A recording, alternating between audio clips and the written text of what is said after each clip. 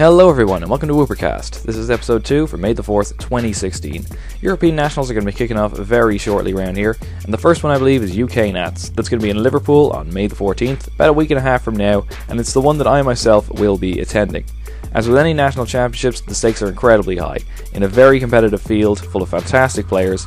Outside of all of the championship points you can win, first place actually gets a paid trip to the World Championships in San Francisco this August, and as a European player that means an awful lot.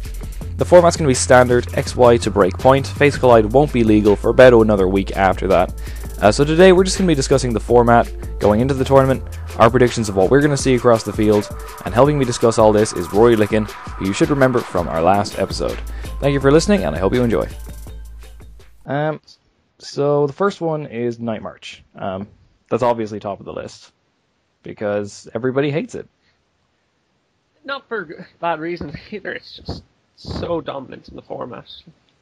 Yeah, it can do things that no other deck can do. It's the entire concept of just preying on other people's shamans, or even just single shaman with target whistle being able to get them back so easily. Night March can beat basically anything just by using that method over and over again. Yeah, it's the fact that it's got access to Time Puzzle just constantly makes it such a deal. Yeah, like, it can get back all its tech cards whenever it needs. It can just beat pretty much any matchup it comes up against. Yeah. I mean, there's like, basically any matchup that's not really going out of its way to disrupt Night March's strategy is going to lose to Night March. Or any deck that basically has an amazing prize trade against it, like, say, Vespiqun's O'Rourke or something like that can really force them to take 6 prizes, but even then, it's still difficult.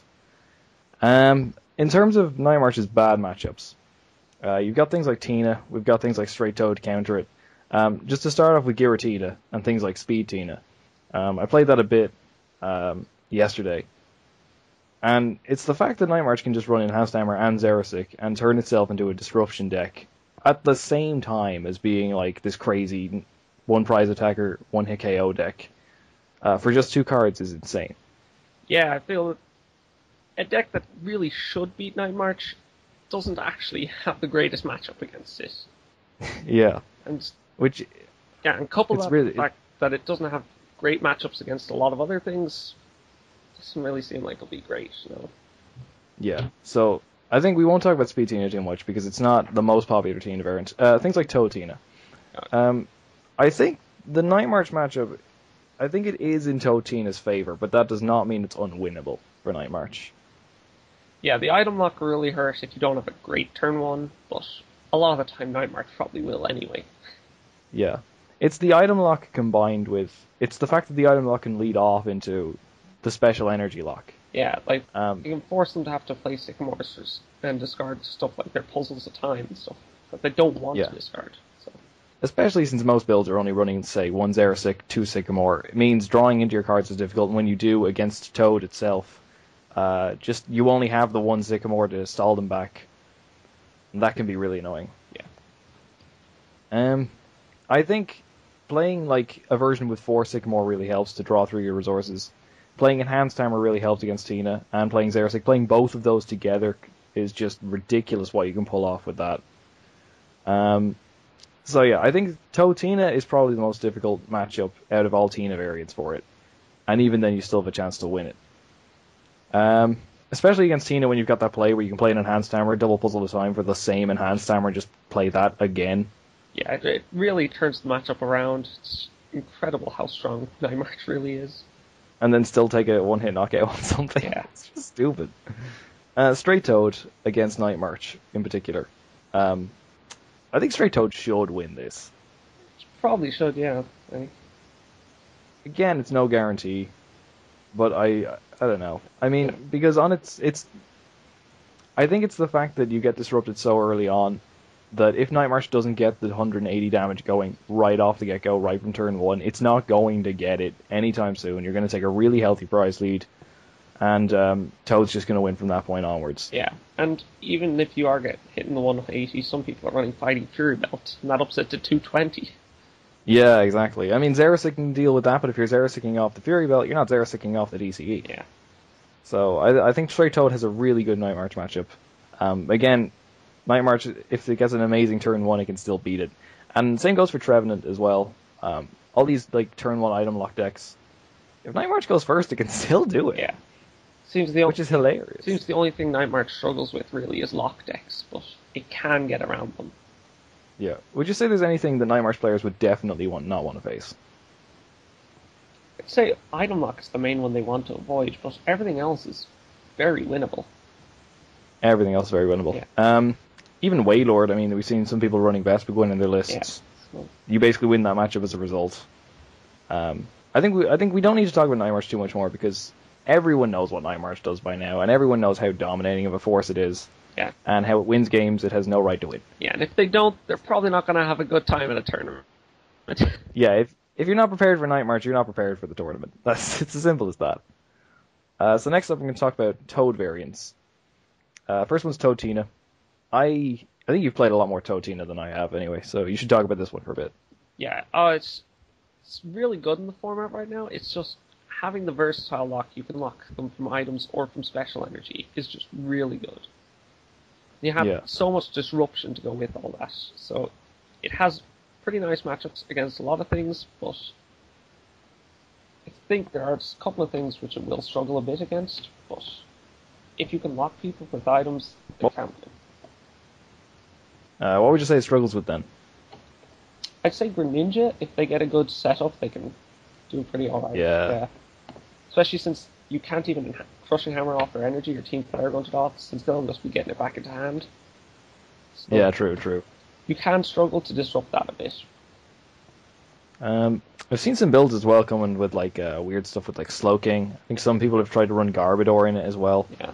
Absol as well is a pretty popular call. Yeah. Do you like running any kind of text like that in it, or do you think just the straight, consistent build is better? It really depends what you're going for. I think the Garbodor is pretty nicely placed at the moment with the amount of Greninja decks we're seeing around. Yeah, definitely. And unlike Bats, Greninja poses a much bigger threat to Giratina and to Toad, just because it's just so much damage out of nowhere. Yeah. Straight Toad is up next. I like Straight Toad a lot. I think which makes me sound like a dick, but it's a really good deck because it's just so simple. It's just, you know what, Quaking Punch is a really good attack. Let's just do nothing but Quaking Punch. Why not? And you have probably the best disruption of any deck in the game, of any deck in the current format. On top, I mean, there's not really much else to describe about Straight Toad. It's just Toad, DCE, an Absol, and then Crushing Hammers, Enhanced Hammers, 16 Flare Grunts, everything to stop your opponent playing anything that could possibly kill a Toad. I think this is an extremely strong pick going into the format at the moment. Yeah, Item Lock is always going to be a really strong pick, no matter what tournament you're going into. Exactly. Yeah. I mean, even like matches like against Vespiquen, maybe not Vespiquen Vileplume, but even like matches that you should really on paper lose, Item Lock can beat anything. All you have to do is just flip heads on your Crushing Hammers. Yeah. There you go, you've won. I think as well with things like Rough Seas and Super Scuba being such good healing cards as well. Fury Belt now adding the extra 40 HP, onto a Seismitoad is... Now you've got a 220 HP Seismitoad that you need to knock out in one hit under Item Lock. Yeah, which is a really big ask. Yeah, not a lot of decks can do that aren't Vespiquen. Yeah. Or Sceptile, probably. Even that, actually, the Mega can't hit that number. Yeah. That'll only hit 200. Yeah, that's which is 210 with the Ariados poison even, so... Yeah, if they get the Ariados up. Yeah. Hey, it's stupid how good that card is, really, isn't it? Yeah. For a single attachment, and you're getting the Item Lock up, it's crazy. Especially when you can viably run, like, maybe 4 basic waters as well. Even things like Promo Jirachi aren't... You know, the deck is prepared to deal with that card. Yeah, it's the Item Lock that they're going for, not really the knockouts. Yeah. And even things like, you've got basic water energy to get around Promo Jirachi. You've got, like, Absol as well. You can do 30 damage to something else, bring the 30 onto the Promo Jirachi, and then hit it again to do the maximum, to do the 60 damage and to knock it out. Escape Rope can push it back to the bench. Super Scoop Ups can lift up your Toads, and such to sort of clear the ones with DCE off the board. It's got an answer for basically everything, I think. Yeah. The only deck I think it would struggle with off the bat is Waylord. And Vespiquen Vileplume. Yeah, Vespiquen Vileplume. Like, you're not going to win that matchup. And that's a good segue, because that's actually what I want to talk about next. It's Vespiquen Vileplume. Yeah. I hated this deck. What are your thoughts on it? From my testing of it, I felt that it is really easy to sometimes just miss that perfect turn one. That'll just set the tone for the rest of the game. I think it will be a very demoralizing deck to play from that standpoint. Yeah, it's not very interactive. Like, you could just be playing like by yourself in your room. Be the same as playing all day at a tournament. Which, I don't know, it's probably not in keeping with the spirit of play. Not at all, no. I think it is an extremely strong deck. You get turn 1 Vileplume, you got an Oni-X attacker doing upwards of 180 damage straight from the get-go. And probably only like 4 cards left in your deck. But it comes with massive weaknesses and things it does need to tech for. So like Aegislash-EX, running Toxic Rogue in your build to deal with that is almost a necessity at this point with things like... Yeah. I know, I feel like anyone could just tech an Aegislash into their deck and instantly go, oh look, now I can beat this deck. Or Fright Knight of Eltal. Fright Knight of Eltal to shut off Floatstone, Lazond up a Vileplume and just wait. Yeah. People are running AZ now. Yeah, so they do have a way around that. I feel the big problem for the deck is just hitting that perfect turn one. Because otherwise, it's just a straight Vespiquen deck at that point. Yeah. I think it's still a very viable pick. I think this is the kind of deck that I would play. If I had no idea what to play and I hadn't done any practice whatsoever, this is absolutely what I would play. Yeah, it's very simple what you're going for. Just go through your entire deck and then just hit for big damage. It's pretty nice. Especially since it isn't like largely matchup dependent, because you do the same thing over and over again. Yeah. And you just hope it works. I think it's a great deck, and I think people will play it. And it does make me fear playing decks that don't have answers to it, like Fright Knight of Eltal, like Aegislash. I think I'd be worried going into the tournament if I didn't have some way to deal with it. Yeah. There's a big presence in the format right now, so a lot of people are playing it. Yeah. Yeah, that really picked up steam anyway since Night March got so popular. Yeah. I mean, if you get the turn 1 item lock, you can beat pretty much anything. Basically everything. We'll get to Trevenant in a minute, because that also does turn 1 item lock. It's not as powerful a force, I don't think, as Vespiquen Vileplume. But I think we want to go over the other Vespiquen variants first, and the next one is one that I am extremely fond of the moment. It's Vespiquen Dark. So, if you're unfamiliar with this deck, it's Vespiquen, Zoroark, Baby of Eltals. Zoroark Break, by the way, is what is in this thing. That's basically the plan for the deck. Maybe things like Promo Jirachi, Unknown, Shaman, that's all in there too, obviously. I think this is probably what I'm going to end up playing, because on paper, I think it has fantastic matchups around the board. You played this deck a good bit a little while ago. What did you think of it? I thought it was extremely fun to play. I just think you really need... I just hadn't got the list consistent at the stage, but I think it is really well placed in the format right now. Yeah. I feel like... See, Vespiquen and Friends is another thing, where you just play Vespiquen, things like Raichu, Zebstrika, Eevees, all that kind of stuff, Bats maybe, Bronzong. There's a lot of different ways you can play Vespiquen. Even Garbodor I've seen in a few things, which is a cool idea for Greninja. And every time I tried to play that deck, I was like, you know what, I wish this Zebstrika, Raichu, Eevee, Garbodor, whatever, I always wanted it to be a Zoroark instead. So, 4-4 Vespiquen, 4-4 Zoroark, 2 breaks, that suits me to the ground. Yeah, you've got a lot of options, like it's really versatile what you can do with the deck. Yeah. Things like Wailord don't even do anything to it whatsoever. Even 1-Hex Maniac means your Aegislash matchup is fine. Straight Toad is now not an issue whatsoever. Night March you can beat as well because you're entirely one-price attackers if you play it right. And Zoroark Break might be the most fun card in the entire format. Chaos Wheeling for a single Dark Energy is just hilarious. Yeah. It just has a lot of options against a lot of different matchups, which is something you really want in this meta right now. I know there's a lot of people playing this in Austria, in Germany, that area. I don't think it's ever actually seen any play outside of that. Yeah, not any really huge, significant amount of play anyway. Maybe one here or there. Yeah, to me that's weird because I don't see why not. It's a very strong deck. You have an answer for everything, and yeah, in my own experience, it has taken quite a while to get a consistent list going and to get a list that can set up and get an efficient number of Pokemon in the discard pile and stuff like that going. But if you can nail it, you've got one hell of a deck. Yeah. So Zoroark is really great for the early game, and the Vespiquen can just hit the huge numbers against every EX attacker you want to come up against. So. Yeah, especially late game. Yeah. Even tried that 1/1 Miss Mage's line in there for a while, which I really wanted to make it work, but for the late game as well. But unfortunately, I think Judge is just a way better option overall.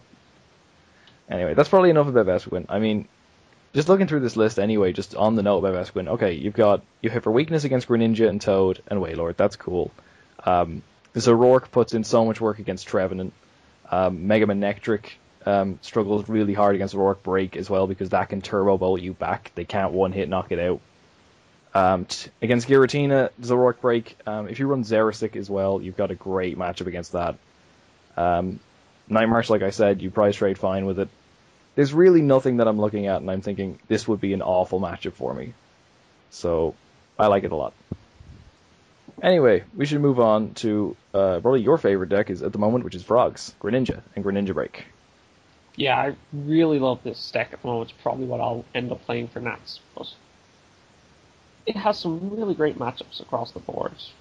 So I think it does quite well in the meta right now. Yeah, I'd completely agree with that. I mean, I think there's a lot of different lists going around as well. A lot of people run an Octillery, which I don't like. Yeah, you don't like that yeah, either. I think know people that. have more recently been moving away from Octillery a bit. So yeah, it's weird, but drawing up to 5 isn't that great. Yeah, I mean, no. It clunks up the list a little bit. You have to run the Floatstone and AZ and stuff then. So it's... Yeah, you're forcing yourself to. It's not just an extra 2 cards; it's an extra like 4 or 5 once you add all those in. Yeah. What do you think about its matchups? What do you think are its best matchups? I think it has great matchups against Tina variants and stuff. So it's quite good against them because if you're a non-EX attacker, if all your opponent's Pokemon are just EXs, you're gonna prize trade brilliantly since you have no shamans for them to Lysander up and KO. Yeah. Well, you're gonna prize trade in the last 2 turns of the game, but for the first 4 you'll be. Yeah, you do have a really sort of inconsistent start, but once you get going, you can have huge comebacks. It's amazing. Yeah. We were playing this actually the other day, but I was playing Mega Manectric Ho-Oh against his own Frogs list, and it didn't matter how many prizes I took because you still ended up winning the game. Yeah, it has real big comeback potential. It can take multiple prizes just in one swoop. It's amazing. Yeah, even against Mega Manectrics, which are 210 HP and Rough Seas for healing, it just doesn't matter. Yeah. I think the annoying thing is 170 HP on a non-EX. It's pretty great. That's ridiculous. Especially with the Rough Seas healing. Once you get a lot of damage on board, you just retreat into another Greninja, heal it off over a couple of turns. On top of that, you've got, free retreat, and you can shut off abilities. Yeah. And all of your attacks are a single basic energy. Yeah. That's stupid. It's a really good card. Yeah. I completely agree, and I think if anyone's going to Nats, or any tournament really that's in the standard format, and you're not prepared for Greninja, you're not prepared for the tournament, basically. Yeah. What would you say are its worst matchups? What would you not be wanting to face on the day? I feel, surprisingly, Night March can be a bit of a problem if they manage to chain Hex Maniacs over and over, but... Which Night March definitely can. Yeah. You have ways to get around that with the promo Jirachi to get rid of their DC and try stall out a couple of turns, force them to use Lysander rather than Hex. Mm. So, it's definitely winnable, but since they're running non-EXs as well, you have to focus on their attackers rather than on the shamans, so putting pressure on can be a bit hard. Yeah. I think it's those early turns as well that you have to go into it knowing the Night March is going to take definitely a good prize lead anyway in the first place. They will almost always take a 2 prize lead, unless you're going second and get a turn 1 Wally. Yeah. Which, I mean, we've even seen people running things like 3 promo Jirachi in this deck. yeah. Which is probably a bit excessive, but... I don't know, it's pretty great for the Night March matchup. Yeah, definitely. What do you think its Vespiquen and Vileplume matchup is like? Horrendous. Yeah, that's what I thought, yeah. Uh, On paper, I can't think of a straight answer to that deck unless you are running a really high counter promo Jirachi. Yeah, which... The promo Jirachis can win you it if you get them out, because often enough they will end up sycamoring away their 1 or 2 DC in the course of the game. Like setting up, trying to get the turn 1 Vileplume, so maybe in those cases, but generally speaking, probably gonna lose. Yeah, I mean, it doesn't look good on paper. Yeah. I don't know, I think Frogs is definitely one to consider. It's definitely one I might even just pick up on the last minute and just say, you know what, screw it, this thing is insanely good. At times, playing against Greninja is just really scary. It's like, it feels just completely unwinnable. When you're looking at your opponent's board, they've got 3 breaks down, they got a rough seize, and you know the next turn they can kill, like, basically everything you have with energy on it. And maybe a Shaman as well. Yeah. Which, it's unreasonably good when it works. When it works quite often. It also has a really terrible mirror matchup, though. Yeah. Awful, because, what is it? It's shadow stitching over and over again until one of your decks out. Yeah, basically. As soon as one of your Greninjas gets within KO range, you retreat into another one, wait until it's healed off by rough seas. What would you say would be the best way, or would there be any text that you would throw in to win the mirror? I've seen Durant use to try and, mill their hand down so they can't play Shauna or Ace Trainer or something to shuffle their hand back into their deck, but that means you're giving up the ability lock, so that's not even that great itself. Yeah. Yeah, you'd need something that could really clear the Greninja complete off the board. You'd need to, like, say, use the Durant but Hex Maniac in the same turn. Yeah. No one's running Hex Maniac, really. Yeah, because you already have Shadow Stitching, so there's not really much of a need. Yeah, there's a couple of cards which do help the mirror match, but almost everyone is running them now anyway, like Muscle Band is really important. Yeah. Muscle Band is hugely important to the mirror match. Not out yet, and it won't be relevant for the tournament, but Bent Spoon could actually change this a bit from Face Collide. If you don't know what it does, it's a tool card. Prevent all effective attacks done to this Pokemon by your opponent's attacks. So, I mean, we talked about this a bit in our set review, and we basically came to the conclusion that it was useless. Yeah. But you pointed out that it shut off Shadow Stitching for whatever Pokemon it was attached to, and at the time, neither of us twigged that, oh wait, that means it's really good in the Greninja mirror. So basically, you throw this on a break, and you can still use Giant Water Shuriken all day long. It doesn't matter. So I think that could definitely help. Yeah, I can't think what other matchups would be great in off the top of my head. That's it. That's it. Yeah, it might be worth playing just for that, but I think it's something worth testing at least anyway. But we're not talking about. We shouldn't talk about Bent Spoon right now because it's obviously not legal. So yeah, I think Frogs is an extremely strong play. You obviously think it's a very strong play too, and it's absolutely going to be there, no question. So next up is YZG. You just hold up a Greninja break on the camera. Yeah, there you did. Anyway, so YGZ or YZG, Yveltal, Zoroark, Gallade. This Yveltal's just always been around the format. It just seems like Yveltal's always going to be a good pick. Yeah, I mean, the deck has a lot of options again, like the Vespiquen Zoroark deck you were talking about earlier. So you've got all these different attackers for different situations, which is really nice. Yeah, it's weird that you have so many options in so many different situations when really you just run one type and one Gallade. Yeah, like the baby Yveltals are great against Night March. Zoroark is great against just a lot of things in general. Basically everything, yeah. So, it's kind of weird though. I mean, I just don't enjoy playing the deck, so I definitely won't be picking it up on the day. I mean, it's one of those decks that you look at and think, you know what, this can probably be the majority of the meta, if not all of it. I think it would probably struggle against Mega Man, even with the Gallade, and it might also come down to if you're running some breaks on your Zoroarks.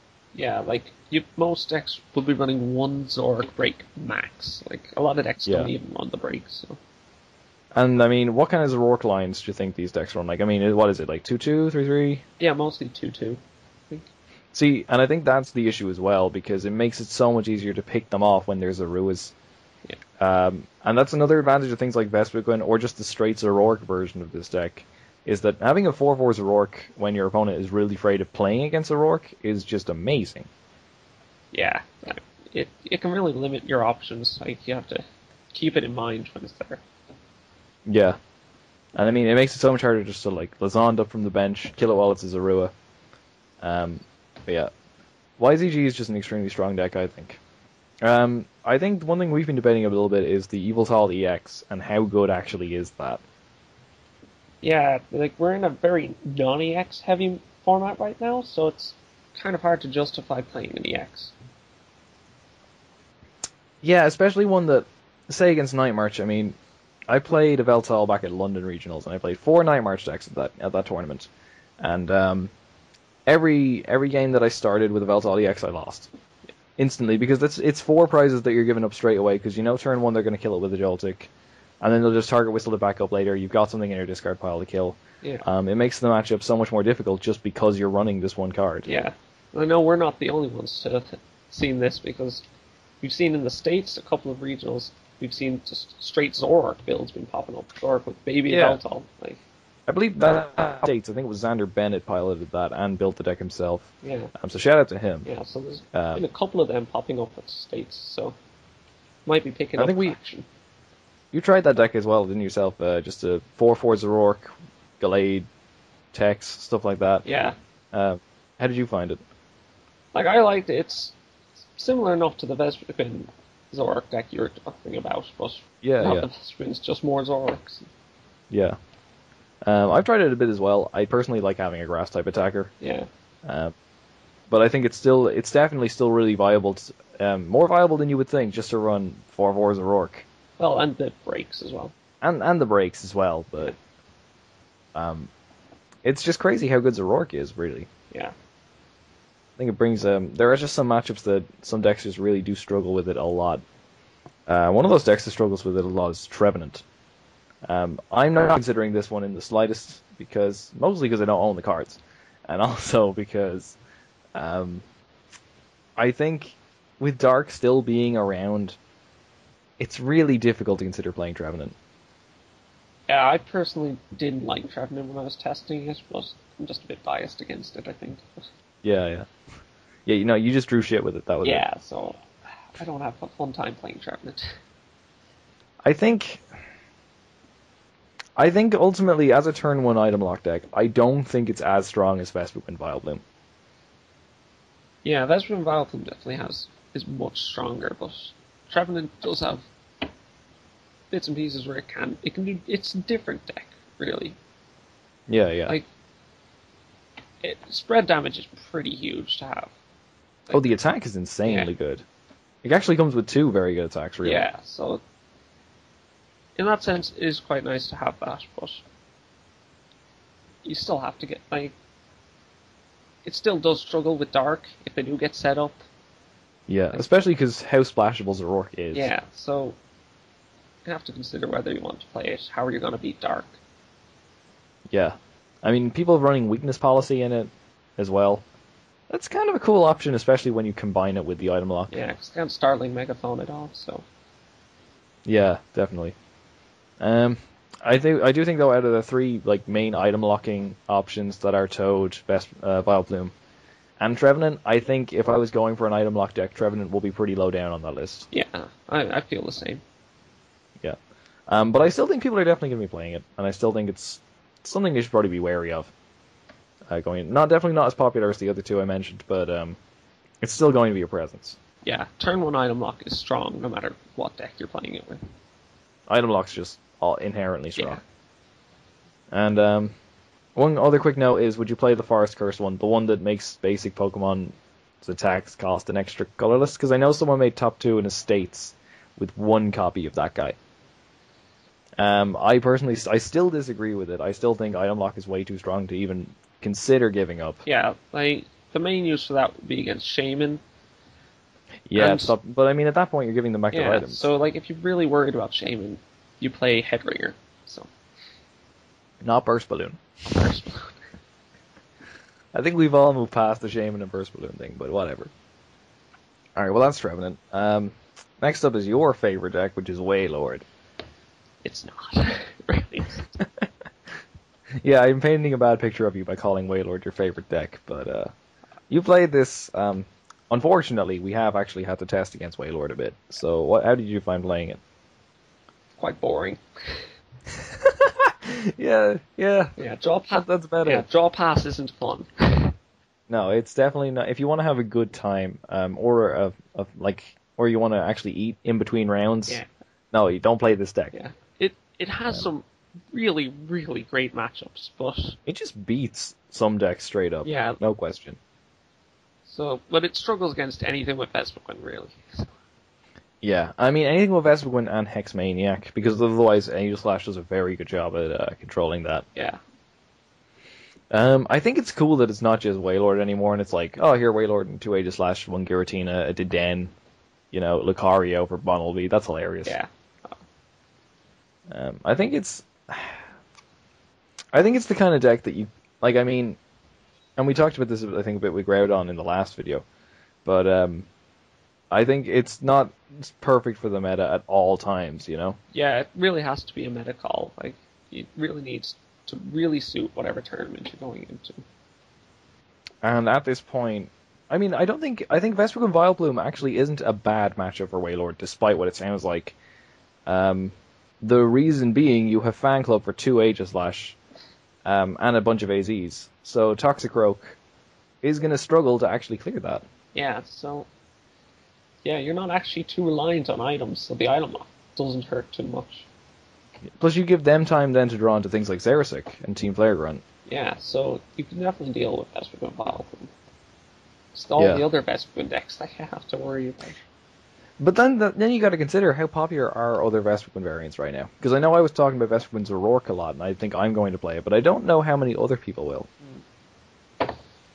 Yeah, it's not seeing a huge amount of play. There are some people teching in Vespiquen into their Night March lists, so yeah, that's something you have to consider, but that's not popular to be too worried about. Yeah.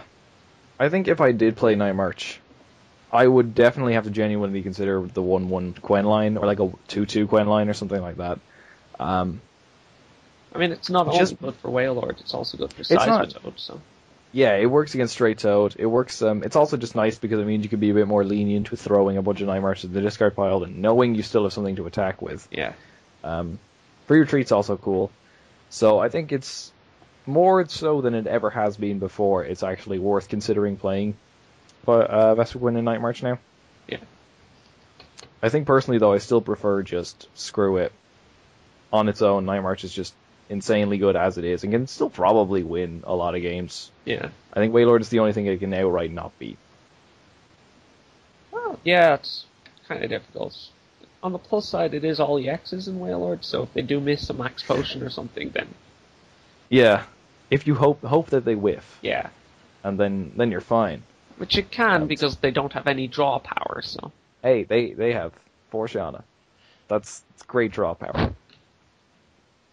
If they're playing Shauna, they're not playing AZ, so that's alright. Yeah, true. And Fan Club to thin out the deck. I think people will play Waylord, though. Yeah, it'll probably be, played at Nats, but I don't think it'll be a huge presence anywhere, ever. No. I agree. Although, at the same time, if someone did make top 8 with Waylord, I'd be like, yeah, okay, sure, I can buy that. Yeah, I wouldn't be surprised. It can be quite a lot of things, so... Yeah. It just takes a lot of patience, which... a lot of patience. Yeah, I'm not sure if many people are going to be as committed to playing that. Your worst matchup is yourself. No, that's just go to lunch, so... Yeah. They're the mirror matches. You shake hands and get something to eat, basically. So that's Waylord. Not too much else that we need to talk about now. Just a couple of other things that I guess are on the fringe, but not super popular plays right now. First one I think is actually a fairly cool meta call, and that's Mega Sceptile. The reason I think this is a cool meta call is Groudon Grass type is a pretty good offensive type right now with things like Greninja, things like Toad, and Wailord as well, like we were saying going around. What is it, the Theta Stop? Yeah. Is it called Theta Stop? Yeah. Basically, you have an auto win against Greninja. I have no idea how Greninja beats you. Well, KOing all the other stuff, I guess. Don't bench other stuff then. Just bench like Sceptiles. It's a bit hard to avoid benching a Shaman along the line, I guess. But Yeah, true. But I mean, if the Greninja deck's not running Target Whistle, and you've just got, like, let's say, 2 Mega Sceptiles in play, yeah, I mean, you're good to go. You've got healing, and a lot of HP, which is always pretty good, actually. yeah, like you probably do beat Greninja if you avoid benching anything else. I think you should really be beating Greninja. I find it unfeasible that Greninja could beat that, but whatever. I think Night March, I guess you can beat it if you flip heads on Scoop Up a lot. Yeah. Just use agility on the regular Sceptile. I think what is it? It's like 1 energy does 20 damage. Is it 20 or 30? Can't remember off the top of my head. I'll look it up now. But basically, you do damage. You flip a coin. If heads, you're not affected by any effective attacks, including damage. So you can use that to take a prize against Night March. And yeah, 20 damage. So. Okay, well that becomes a little more difficult then, because you do need a muscle band. Yeah, well you have Ariados to make up the extra. Yeah, like, of course. Yeah. How did I forget that? Yeah, I forgot about that completely. And yeah, against Toad and Tina, I mean, you should have a great matchup against Toad Tina, right? Well, you're not hitting the Tina, so then you have to be using other things. But yeah, generally you probably do have a pretty good matchup. Yeah. Even in that, the regular Sceptile with Unseen Claw, yes, it can actually put in a lot of work. Yeah. Not to mention that Sceptile already runs a bunch of things like energy retrieval. Yeah, so have a good time. I think that's pretty cool. I think it could be kind of a shock, or kind of maybe a little surprise pick that might catch some people off guard. I can't see it seeing much play at all. It's not that popular. But I think it could be a cute little pick to go for. So that's all I really want to say about Mega Sceptile. Yeah, it's pretty great. There's no fire in the format right now. Yes. That I was gonna write Entei on this list, and I was like, but nobody's gonna play Entei because there's Greninja and Toads everywhere. It doesn't matter. Yeah. Even Vespiquen Vileplume beats Entei. Even Night March beats Entei. Yeah, don't play Entei. If someone does make top 8 with Entei, I'll be amazed. Yeah. Let's see what else. Mega Mewtwo was next. This is the damage change one. Yeah. Don't play against Night March, and you're good to go. This is possible. It's going to be a big tournament, so you can miss bad matchups. And if Night March just isn't popular on the day, which it might not be, it's not as popular over here as it is in America. I mean, really, you've got great matchups across the board. Yeah. Especially things like Bat can really screw you over, but nobody's playing Crobat at the moment. Yeah, it's not seeing as much play as it used to now. And why do you think that is, actually? Well, you've got all the Hex Maniac everywhere, and then you've got Greninja with the built-in Hex Maniac attack, so... Yeah, I was going to say that. I think Frogs is just a horrible... And I was going to write Batman down on this list.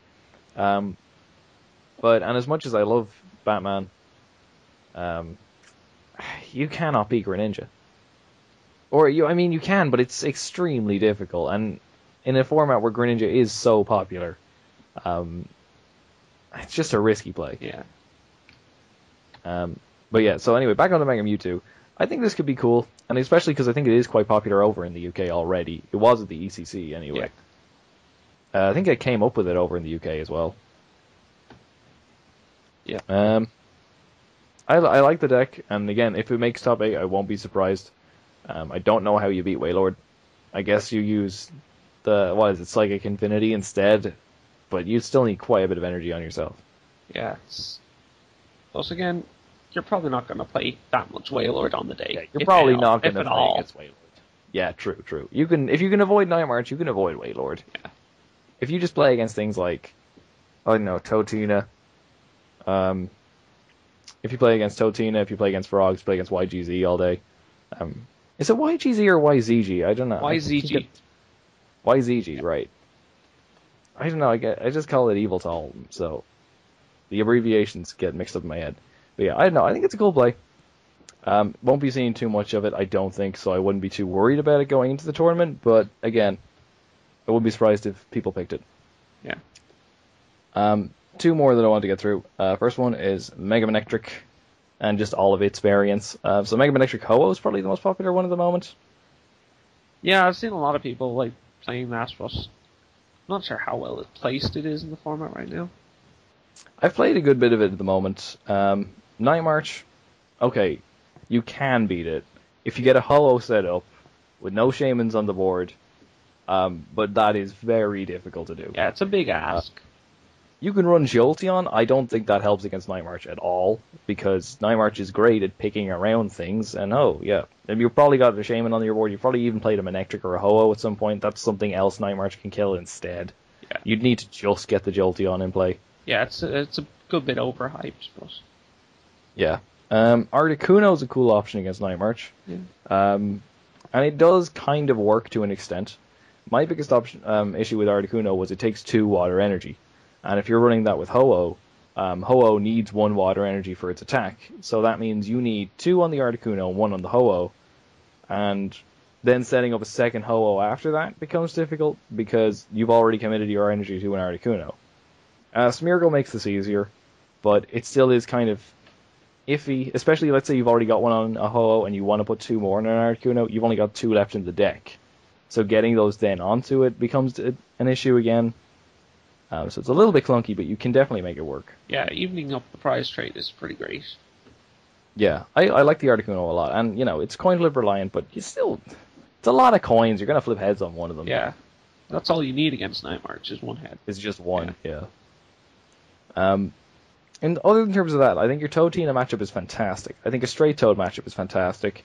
Your Wailord matchup is fantastic. Your Frogs matchup is horrible, because it's like anything else's Frogs matchup.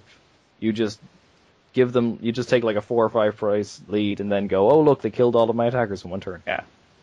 So, your YGZ matchup is pretty good. Zoroark Break is a difficulty for the deck. Not gonna lie about that. Being able to Elemental Feather for 1 Dark Energy is just stupid. Yeah, Vespiquen's okay as well, but again, it's a bit like Night March and you're just not winning the prize trade.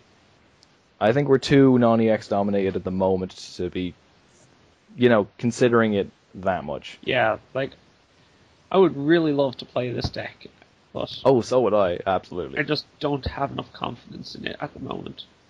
Yeah.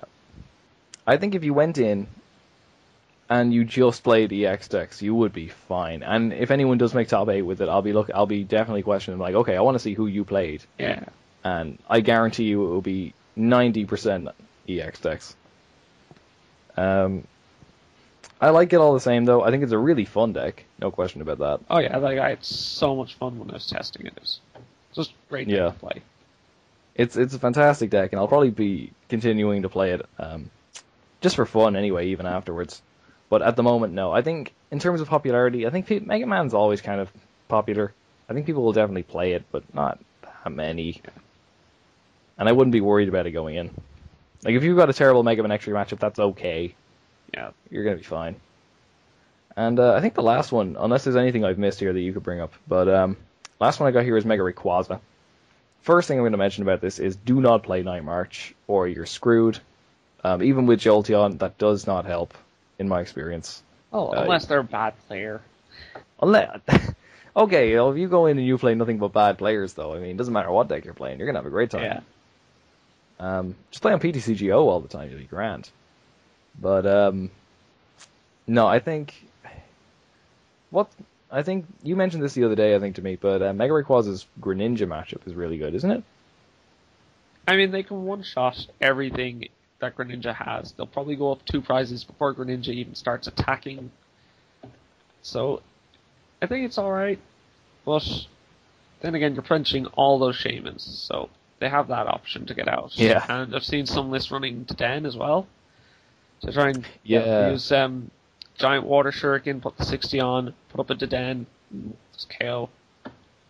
So, Deden's what? 24, he has 180 straight off the bat, yeah? Well, yeah, they have 3 energy on them, so you're doing 120 with a Muscle Band. 120, yeah. Well, then with the Muscle Band, you're going up to 160 plus the 60s. the 220. There you go. Yeah, that's perfect math then. Well, no, yeah. So it's 220 HP on Mega Ray, isn't it? Is it? It doesn't matter. It's 210 or 220. Yeah. So you're KOing it. That's all that matters. So. Yeah. And again, Zoroark is a kind of a bad matchup. Partly because they can copy Emerald Break, which is so funny. Yeah. I keep mentioning how good Zoroark Break is. There are some matchups where it's completely useless, like Night March, like even Trevenant. It's not like you won't be using the break in that. But there are some games where you can do just amazing stuff with Foul Play. Mega Rayquaza is one of those. Yeah. Even just like using, what is it? Oh god, how did I forget the name of Zoroark's attack? What is it? You know the one, the 30 more damage. Yeah. How did I forget the name of this attack?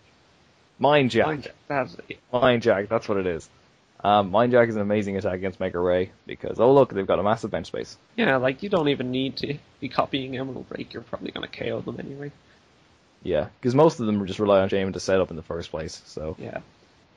All right, well I think that covers actually everything on the list. Is there anything else I want to talk about in detail on this list? I don't think there is. Is there any other decks you wanted to discuss? No, nothing that I can think of off the top of my head, no. Sea King Jinx, that's the only other thing I can think of. That's a great meta call. That wins Nats. It'll be greatest day ever. I will love that. If that wins Nats, it's because I'm piloting it. Because I'm the only one who'd play it. But yeah, I think that's actually all we need to talk about then today. Yeah, all right, so it's everything covered, I think. Yeah. Yep. So Nats is in 2 weeks today, right? Yeah. Not 2 weeks today, but 2 weeks this weekend. Yeah. And yeah, so have you decided on what you're going to play, guaranteed, or are you still going to toss it about? Yeah, I'm still going to test a couple things, but I've narrowed it down to about 2 or 3 decks, so. Cool. I think for myself, it's going to be Best Wins Zoroark. I really want to play Mega Man Electric Ho-Oh, but I don't think it's viable at all. Yeah, same thing, yeah. I'd love to play it. It's a great deck, but I don't think it's the right pick. Unfortunately, not today. So Vesper Wins Zoroark's probably what I'm going to be going with. But I've also just played an awful lot of Night March, so I might just say screw it. Night March is really good. I'm playing this. And I know it like the back of my hand at this point, so maybe I'll just go with that. Yeah, like I mean, leaning towards like Greninja or probably something with Zoroark, like Respuin Zoroark, or just the straight Zoroark deck. So yeah, probably one of those. I think all of those are good calls. I think the other deck I didn't talk about today was Gallade Octillery, which unfortunately isn't viable at all anymore, given what the meta is. Yeah. Despite how fun that deck is, Night March you'll lose, Vesquin Vileplume you'll lose, Toad you'll lose, Frogs you'll lose. Yeah. Oh, Greninja you'll lose so bad. Even in a format where the bats are less popular, it's just no. You might beat a Mega Man Electric deck. So yay. But yeah, unfortunately I can't play that. So yeah, I think that's actually going to do it. Rory, thanks so much for joining me for this. No, thanks for having me on. It's great. Yeah, no problem. Next week, I don't know. Maybe I think what my plan for next week is I might look at a few of the in-format decks at the moment and see what they gain from the new set coming out. Because that'll be the week before Nats, and then on Nats, I guess we'll do a tournament report, try and get an interview with whoever wins it. And yeah, maybe do some vlogs if I'm feeling up to that too. That could be fun. But yeah, so thanks again for having me on. Or what? No, thanks again for coming on the show, Rory. I appreciate that a lot. Oh, no problem. It's great. Great being here. It's really fun. Yeah. Okay. So I'll see you later. All right. See ya. Thanks again for watching Woopercast. We'll be back every Wednesday, same time, same place, as always. Next week, I'm going to be looking at Fates Collide and the current most popular decks in the format, seeing what kind of cards they gain from it, if they'll still be relevant with new decks coming out. I think that's definitely an interesting point of discussion. The week after that, we got the UK National Championships, so I'm going to be making it my mission to get an interview with the actual winner of that tournament, and hopefully get some good competitive insight from that person. But that's going to be it for this week. This has been Joe Yates, your host.